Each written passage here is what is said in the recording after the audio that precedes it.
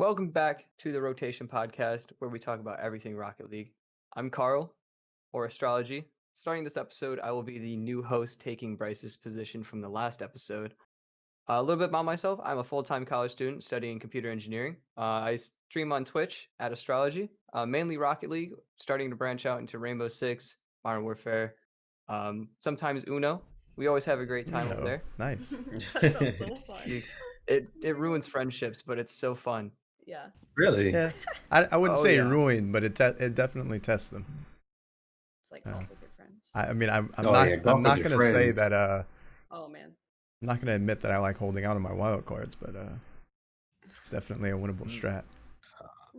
I mean, I do the same thing, so you're not the only one.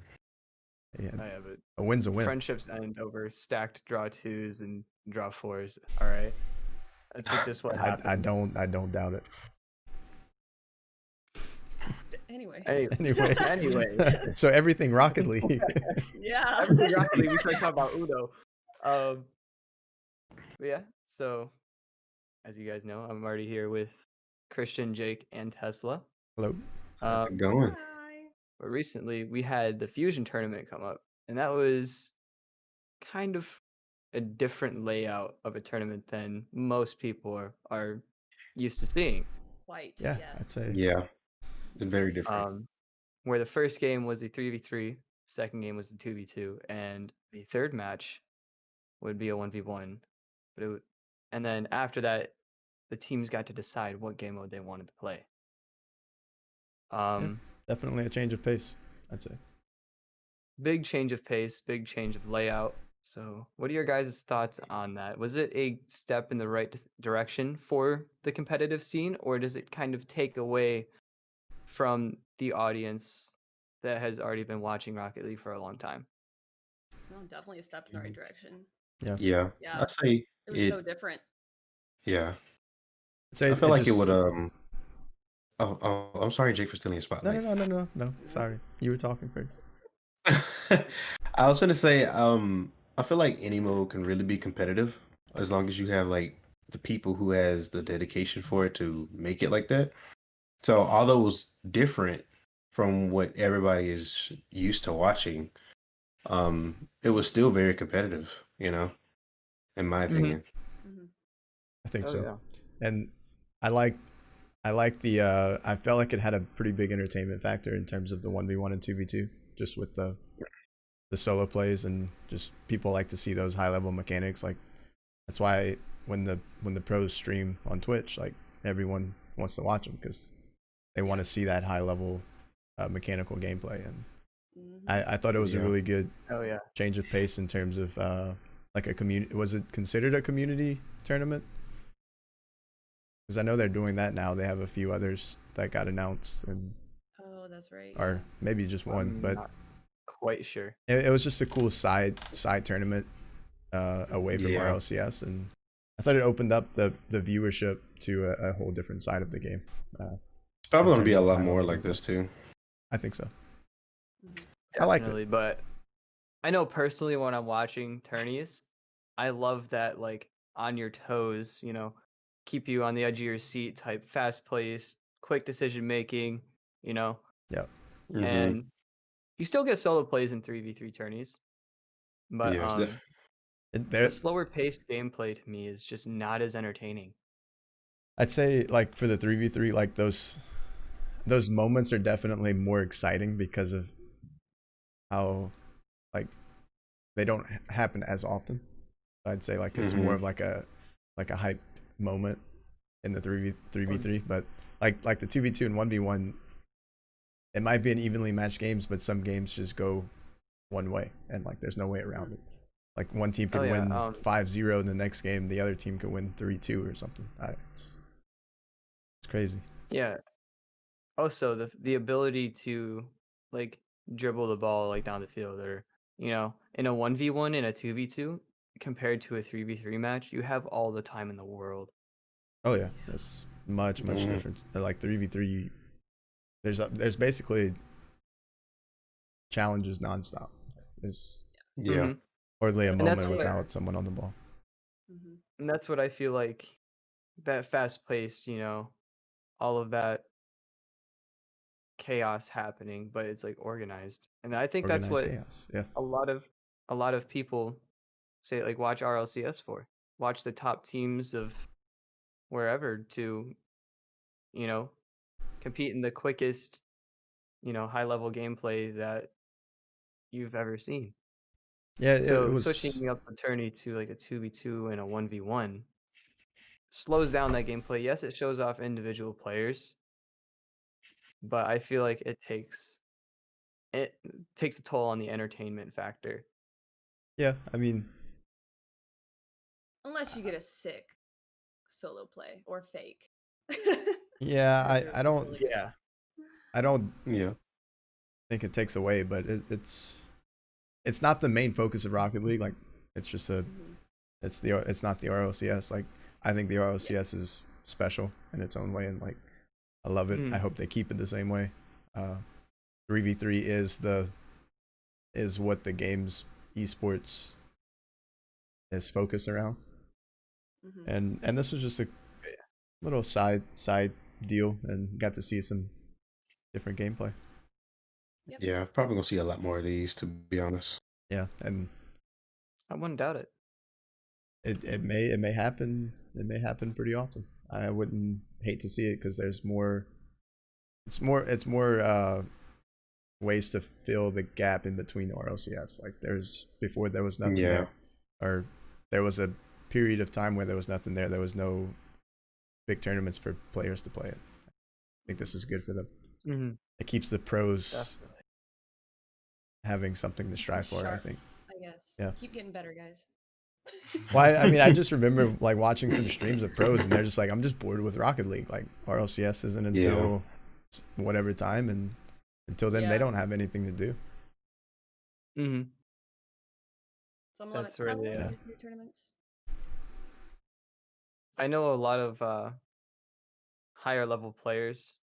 I'm friends with people that are in 18 to 1900s Mm-hmm. for MMR. They got bored with the game, so now all they do is freestyle. Dang. They don't play competitive.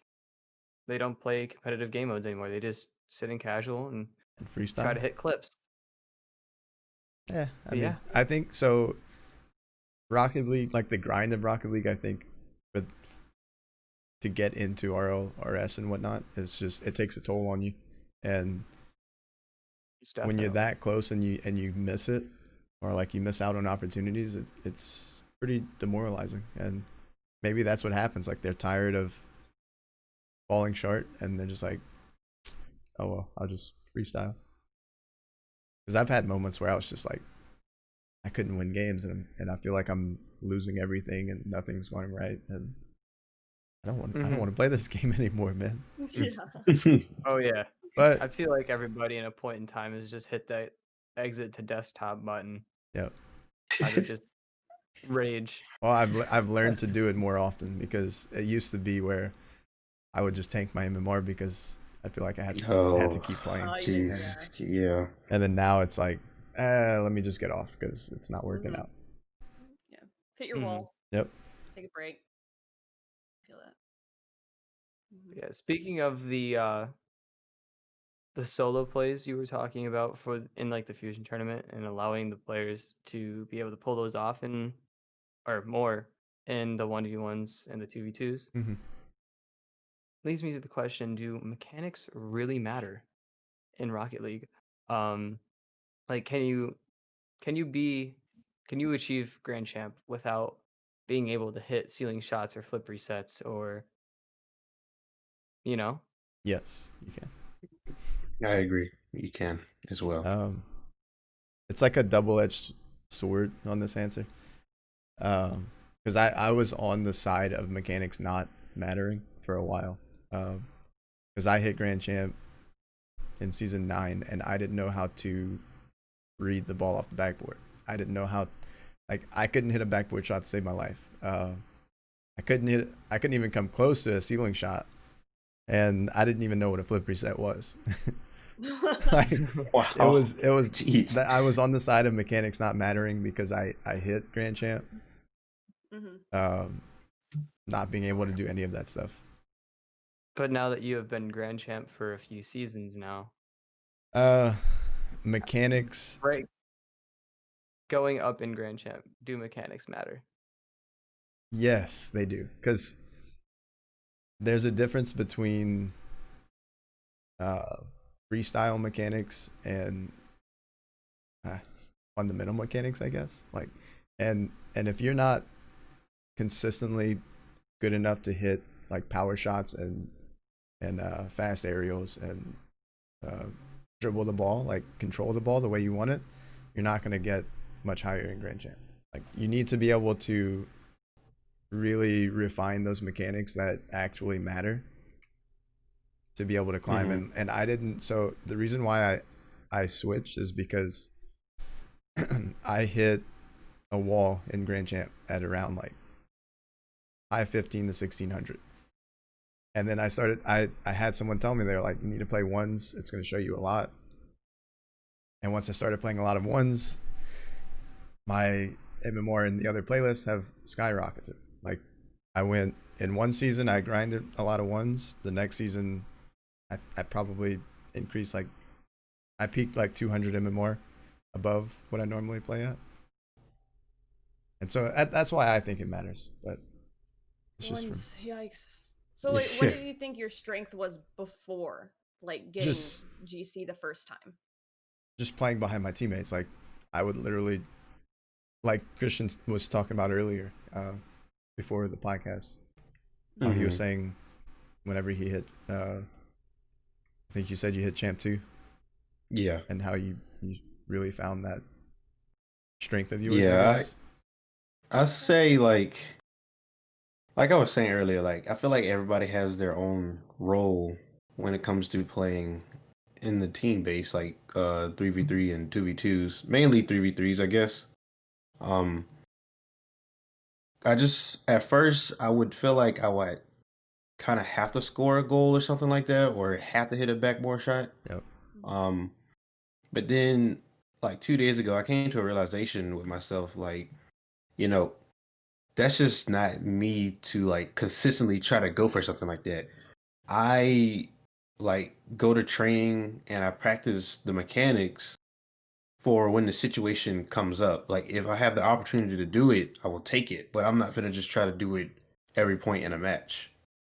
Yep. So, in my opinion, I feel like mechanics is, like, part of getting, like, to GC and stuff like that, and then the other part is like positioning and stuff like that, rotating well, managing boosts, like distributing it with your teammates and stuff. Because trust me, I done ran into a couple of games where my teammate was just driving in front of me the entire time, taking the big boost, and I'm spamming need boost like 3 times, and he hits me with a sorry. Well, at that point, buddy. At that point, you just have to adapt and I try to play around my teammates. I think you really said, what was it? You don't. So you said you realize you don't have to score all the time, and I think that's like one of the most important things. Is like, let your teammates make a play. Like if you're not in the right spot, like, let your teammate do his thing, or like let your teammates get involved, because you don't have to do everything. And I feel like a lot of people think they have to do everything. Like, they want to hit that F8 button on Give Your Game and share it to the world. You don't have to score a goal to play a big part in a win for your team. That's my opinion. Because, like, there's some games where literally my team will win, and I will be like second or be the MVP on my team because I either have like good positioning with like saves or assists for passing, and then there's times that I clean up stuff because my teammates will set up something, making the defenders out of position, and I just score it. So that's my opinion on it. You don't want to force it. You could put yourselves in really bad positions. Yeah, especially doubles or triple commit. Yeah. Make it go in, and then I'm in a bad spot. For myself, I just hit Grand Champ this season. Nice. Congrats. I'm kind of on the thank you. I'm kind of on the fence about this whole question. Because you have players, say, in like Diamond, or low champ that will be hitting ceiling shot, musties, backboard redirects, right? Yeah. Or Yeah. having double flip resets and scoring those. But they are stuck in high diamond to low champ. But at the same time, you have players at the highest level that use those mechanics It, whenever they can yeah. It's in the because they right. know when to use them. Mm-hmm. And so I'm kind of neutral saying that they don't matter, but they do at the same time. Yeah. Because I feel like one major part of Rocket League is the ability to do all these different things with your car and the ball. Yeah. And then at the same time, another big part of Rocket League is playing your role, just, being that all-around player that can consistently hit the ball, that can pass, maybe like hit aerials, all that kind of good stuff. But like in my experience in getting up to GC this season, there were a lot of mechanically gifted players that just didn't know how to position themselves or Mm-hmm. play with a team. So I feel as if positioning, passing, and consistently hitting the ball to where it needs to go It's is definitely the way to be able to 100%. even like rank up. yeah. Like pay 100%, attention yeah. where you're hitting the ball, because like if there's no, like I've seen this a lot in Grand Champ as well. Like if there's no one there, like when you go to hit the ball, like don't just slam it across the field. Like there's like I see that a these lot, pro too. players know how to control the ball and keep possession of the ball, and I think that's the main thing. Is like these players going, like you said, in diamond with hitting ceiling shots and flip resets. That's all they're trying to do. Like they don't care where they're positioned, and that's why they lose. You need a good balance Mhm. of all three of those for sure. That's why I like on stream and whatnot when people will say like, what's your tips for a diamond player trying to improve or something like that. I'm like, learn how to hit the ball. Like learn how to go practice a like an aerial shot training pack and repeat the same shot 20 to 50 times and try to hit it where you want in the goal. Like try to hit the top corner every time, or try to place it somewhere. It's like try to place it where you want and hit it as fast as you can. Like that's one of the biggest advantages you can have on the other team, because if you see like someone defending net, like, and you know where he can't get to and you can slam the ball in that area, like that's, to me, that's the mechanics that you want to perfect. Like Making no Gonna suckers work off on a that backboard. yeah, like learn how to hit a For ceiling shot, but you don't have to use it every time. Yeah. for PC players anyways, I know we get workshop maps. Yeah. And workshop maps, they have everything. Car control, dribbling. Like the one I've been doing lately is the dribbling challenge 2. Oh yeah. Took me a while, but I ended up, my highest level on there was 26. Took me a long time, but I saw another one where it has like a red box on a wall, and every time you hit the ball into that red box, Game training. Yep, exactly. That's So one of the best ones. PC players have Seen that before. a huge advantage in the training aspect. I think so. For their mechanics. Shout out to Musty on, if anybody watches his videos. He's like, we have a pretty, like, PC players have an easier time of training with the workshop maps, but he put a video out on core control where he used the pillar map to fly in figure eights, and I feel like that for like a console player, if they don't have like ring maps and workshops and stuff, like they want to work on car control, you can do that. Like it helps out. And I think that was like probably one of Musty's best videos, like showing that, and for something that everyone helped can out use. Yeah, the entire community. Yep. Even I did that before I discovered that I could download workshop maps. Yeah, the figure eights on the pillars. Yeah, because I'm big dumb and was like, hey, Rocket League doesn't have a workshop thing, and next thing you know, bam, workshop. Yep. My favorite for car control is Lethamir's giant rings. Yeah, Lethamir has. Yep. I was gonna say that's my favorite. Just Mhm. basically all the love ring maps are so good. rings. It's amazing. Just some of those rings, I just can't hit, and it gets me so mad. But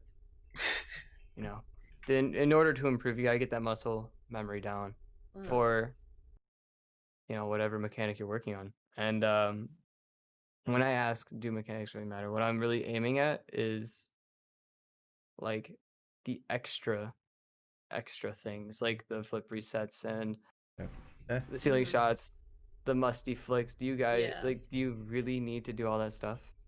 Yeah, I don't think you need to. No. It's a good it's good to have it in your bag of tricks, but because you can take them out when catch you somebody need. off guard. You can catch maybe. them off guard. Like I think G2 is a very good example, because if you watch their gameplay, like they're not crazy mechanic. Well, okay, I take that back.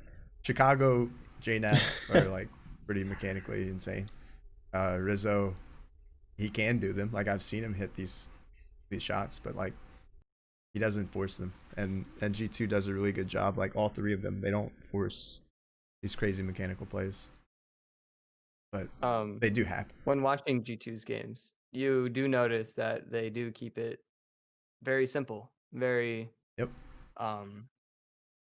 what am I trying to say here? They keep it very simple, and they keep it just like baseline Rocket League. They don't do, you don't see them consistently going for, musty flicks or, tornadoes or whatever. Yeah, you don't see them going for those to try to catch the other team off guard, because I feel like what catches them more off guard is the fact that they are not doing them. They prioritize positioning and passing, and they catch the teams off guard like that. Because I've seen them make these, like that's why I like watching them. Is like their passing plays are just incredible.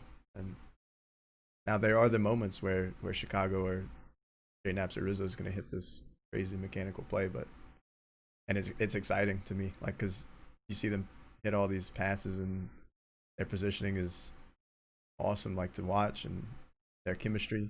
And then when they do hit the mechanical plays, you're like, God damn, these guys are good. Yeah, I do feel like that's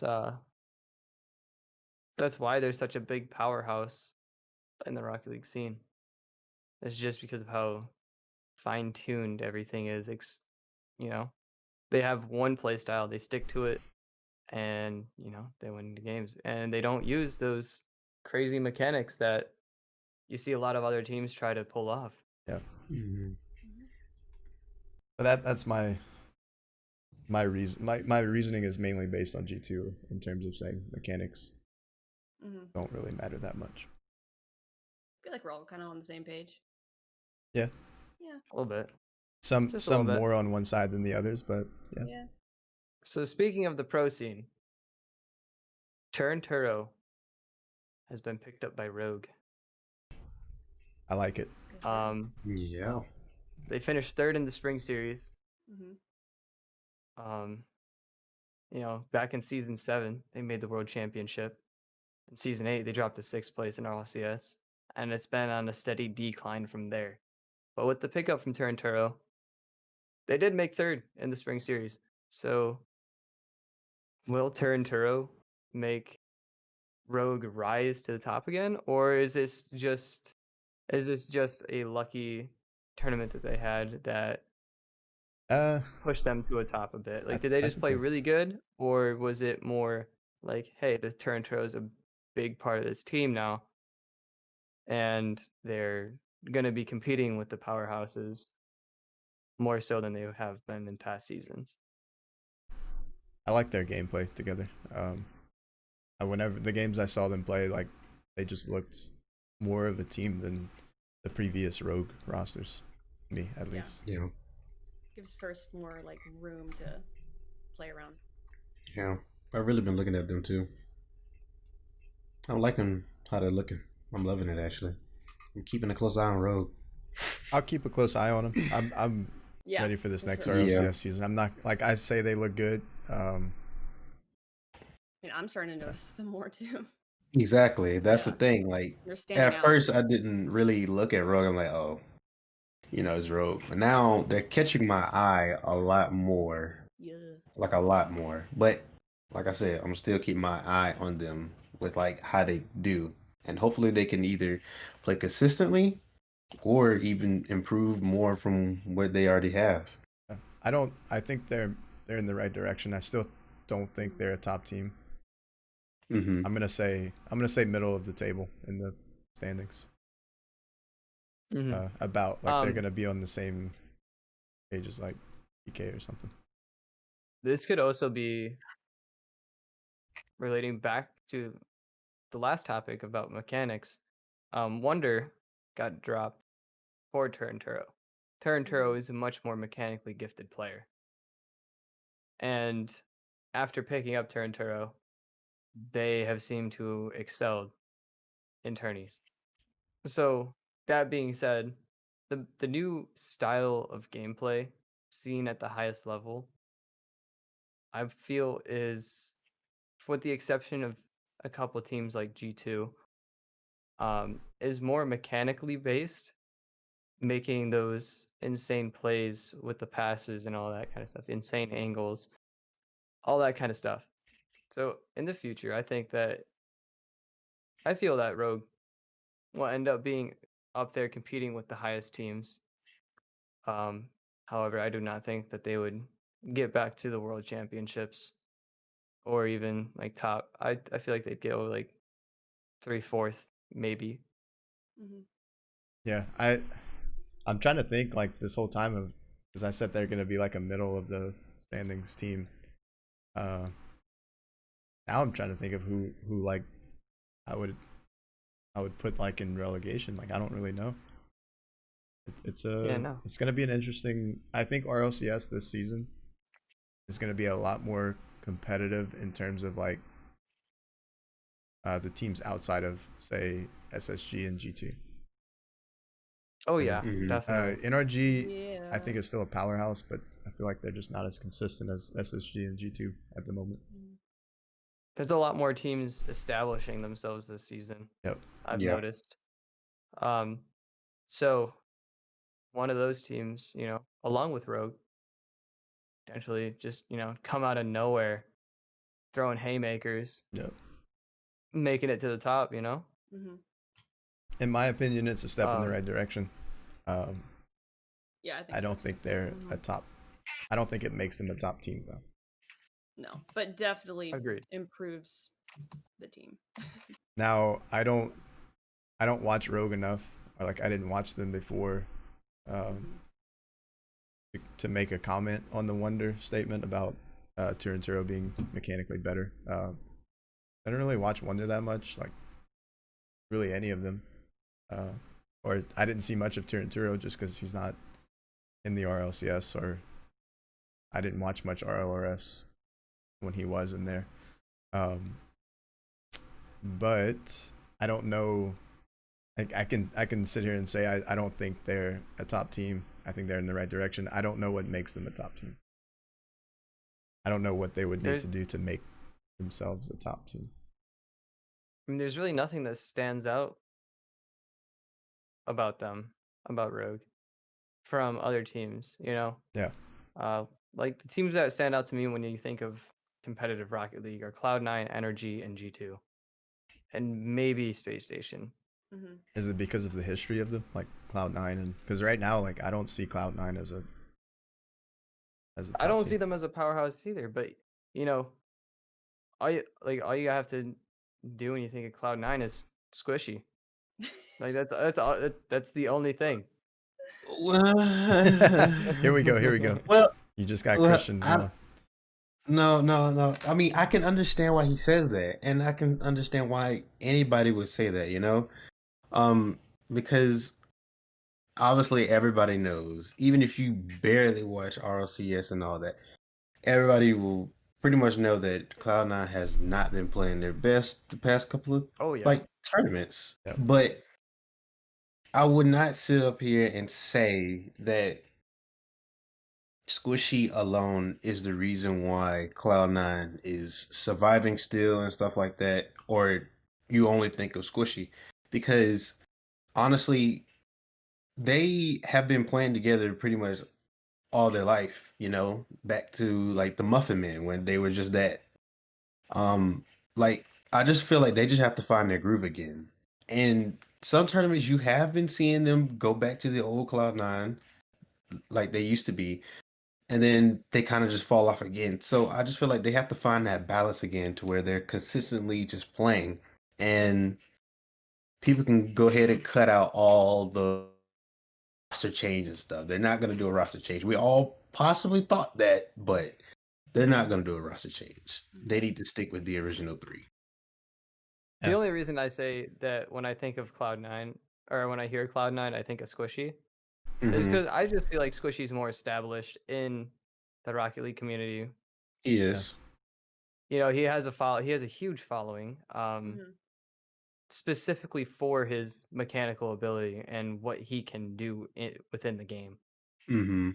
So that's the only reason why I'm saying that. Like, that's what I think of.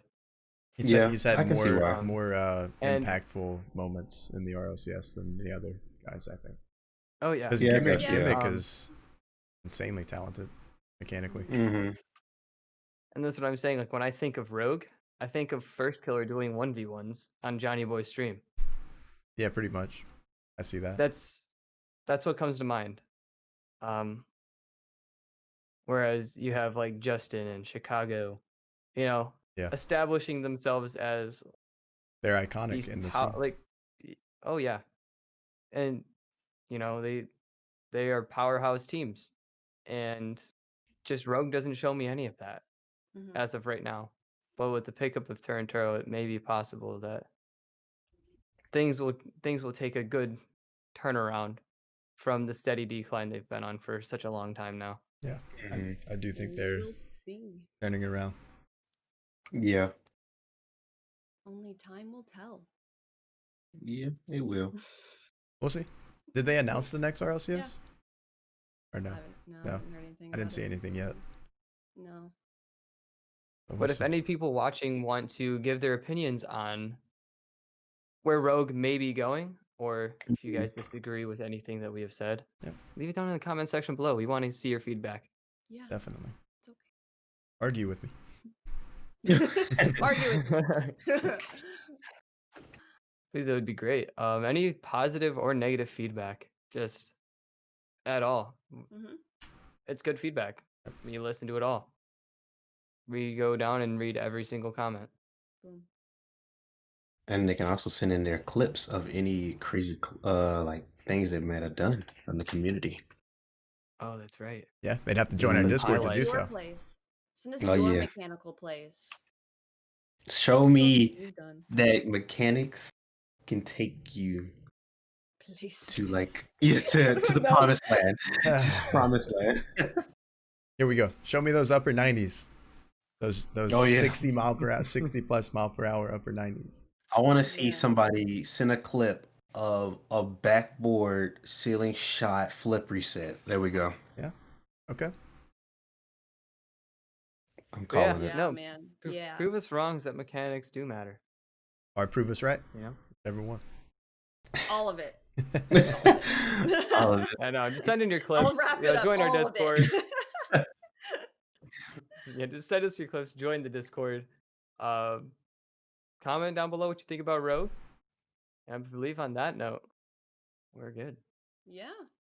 Thanks for watching. Appreciate your time. Successful first podcast right there. Yeah, for you though. For me. Welcome, homie. No, but it's good to have you. Yeah. I'm looking forward to the to keeping this going, keeping it rolling.